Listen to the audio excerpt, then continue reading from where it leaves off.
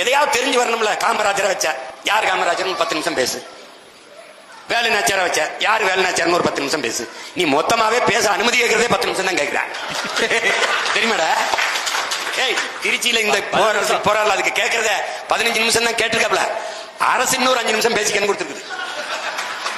இதுக்கே சனிக்கிழமை சனிக்கிழமை வரைக்கும் மனப்பாடம் பண்ணணும். நடிச்சு பார்த்து வந்து பேசணும். அடுத்த சனிக்கிழமை சனிக்கிழமை பிக் பாஸ் மாதிரி சனங்கள் வந்து விஜய் வர்றாரு. இதுல வேற வேட்டைக்கு தான் வெளியில வருவியா?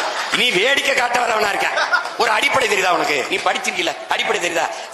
செத்த மிருகத்தை செத்ததை திங்காத சிங்கம் இதுல இருந்தே உனக்கு தெரியல. அது எந்த காலத்திலயும் வேட்டைக்கு போகாதரா. பெண் சிங்கம் தாண்டா வேட்டையாடி கொண்டாடும்.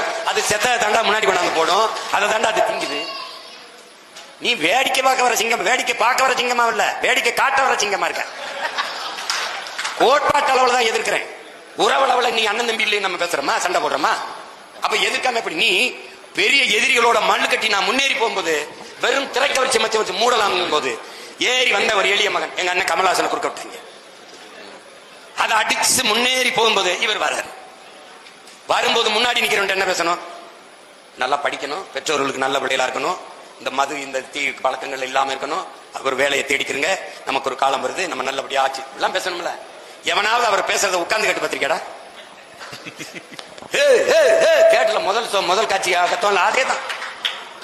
அப்புறம் ஏன எதிர்க்கிறீங்கன்னா, உனக்கு நண்பா நண்பி, எனக்கு தம்பி தங்கைகள், அவன் எதிர்காலத்துக்கு தான் நான் போராடிக்கிட்டு இருக்கேன். அவனை வந்து இப்படி விட்டுறக்கூடாதுன்னு நினைக்கிறேன். அதனாலதான் கத்துறேன். ஏய்